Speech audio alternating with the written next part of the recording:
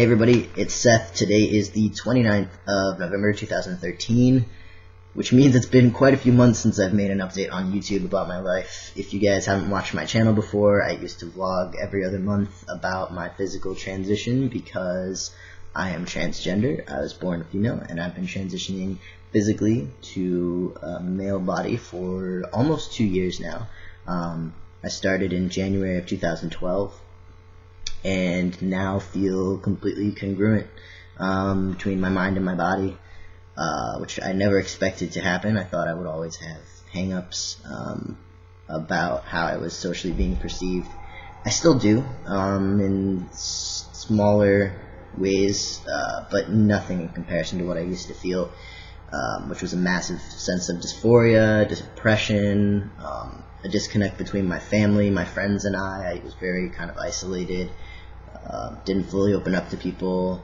My relationships were great, but I still kind of strive to want to be perceived a little bit of a different way than they actually saw me. I know that they knew who I was deep down, but it felt like no one could truly know me until I'd gone through this process.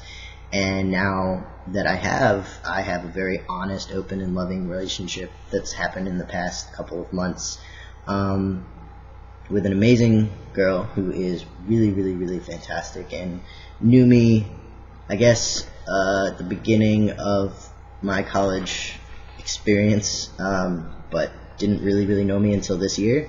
And that's also the really cool part about this is, like, you know, people on this campus that's pretty small, it's like 2,500 kids, saw me go through this physical transition, and because of Facebook and the events that I perform at, because I'm a spoken word poet, I have gotten the word out about my feelings about transitioning, and I'm very open about being transgender, and that's been more of a positive than a negative. I thought college would be a place that could easily bully or harass me into being quiet, and instead I've been really vocal and turned that into my main focus of my studies. I'm a queer studies, gender studies, trans studies major, and will be graduating with a major degree in that, a bachelor's, in a few months, which is ridiculous. Doing my thesis on trans youth and making the case for the affirmation and support and policies that should exist in school systems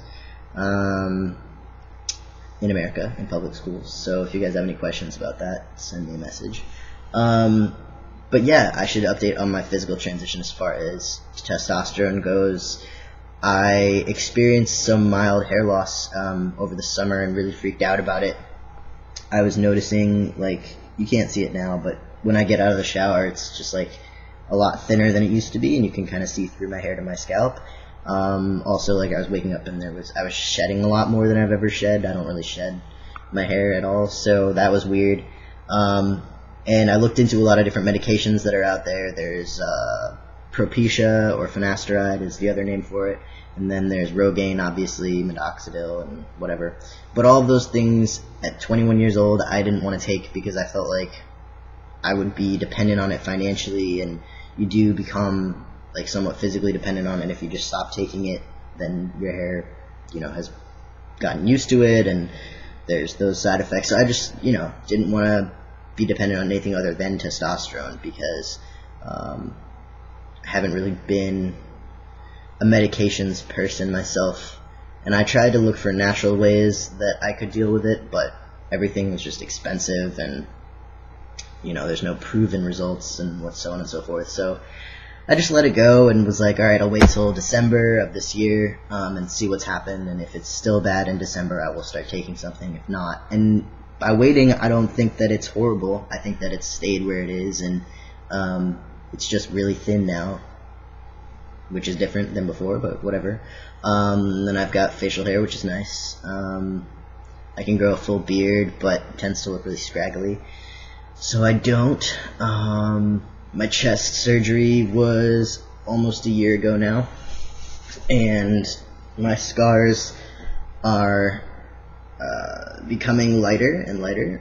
They're still evident on the very sides. You can see there's more scarring and keloiding. It's a little thicker, yeah, here. But other than that, the middle is pretty clear, and It just looks like natural pec definition.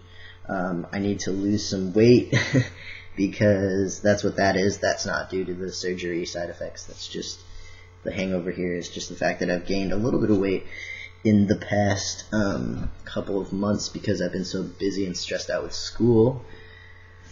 Not to say that I'm not happy with what I'm doing. I just have a lot on my plate as far as work and school balance goes. But yeah, oh, and I got this new webcam, which is great. It's a lot clearer than it used to be. What else can I tell you guys? Socially, I feel like in the past when I'd meet new people, I'd shake their hands and I'd feel like I was hiding something. Like there was a massive part of me that they might not be perceiving because the effects of the testosterone made me look male, and I was like, no, like everyone has to know I'm trans because then everyone will truly know me for who I am. Now I feel like being male is more a part of my comfortable identity. Like I'm not as at odds with being perceived as male. Being trans is more of an afterthought as far as my social life goes, because I'm more comfortable with who I am now.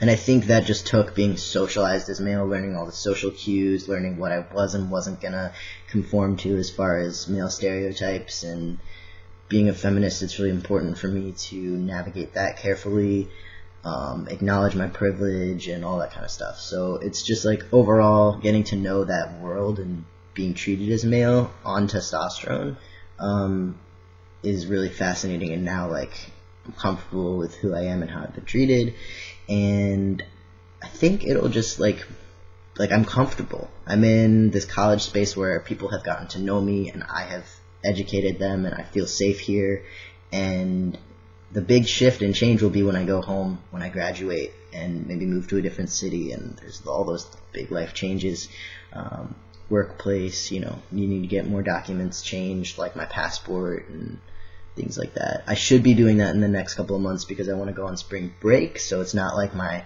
problems go away ever just because I've ignored them. I need to change my passport and maybe my birth certificate.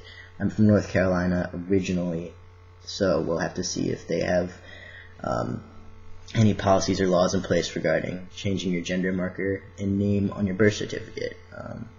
Yeah, but the biggest thing was just to be able to graduate from this college with a male name and a male pronoun.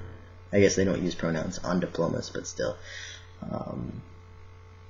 It's a big step for me to get to this place where someone's like, yeah, this is the man that I love, this girlfriend that I've got right now. It's a really huge moment. I got choked up, and she was like, what's wrong? And I was just like, I haven't heard anyone say that, and that was really where I aimed to go in my life when I started this whole process, was to hear those words. It was a really big moment. But I don't feel like I talk about my transition because I want her to know the process of everything, but I feel totally different in the way that I express myself about my transition. She's okay with hearing about it and supportive whenever something comes up that's like that, triggering. But I feel great because there's a balance in the way that we communicate. There's a balance in the way that we share issues and stress and care about each other a lot. So yeah, it's been pretty fantastic. And I am going to update more often now. I will be making videos on things that come up in my life on a monthly basis, which I haven't been doing, and I apologize. Also, mental health is really important. I went back to see my gender therapist over the summer because I needed to check in and just evaluate where all my fears had really ended up, like my fears starting testosterone and my fears coming out to my family. I wanted to reevaluate them and check in with her, and that was so good to do because I'd stopped going to see an outsider perspective therapist for months. The last time I saw her was 6 months into my transition, so going back a year and a few months was a really great way to sort through some of the emotions that had taken a lot longer to rise up, I guess, because you're so focused on the physical changes. It's like physical change.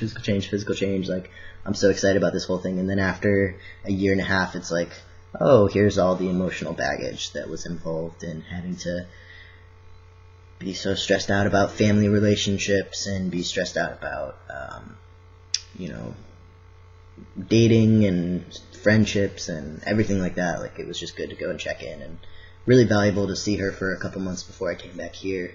And now I feel level and I feel comfortable, and now I'm living my life really just stressed out about regular things that every other teenage boy is stressed out about. And that's a great feeling, to be in therapy and be like, wow, you know, I'm talking about all the issues that people just talk about because they're living their lives. And without that extra layer of stress, I think it's super, super important to just be like happy and always acknowledge that I have privilege that I went through this process, because the financial stuff was there for me because my insurance, I had the right insurance. A lot of people don't. My surgery, I had a loan and a lot of support online from people financially, so I've been very, very blessed in that way, and I appreciate all the help that I've gotten from everyone.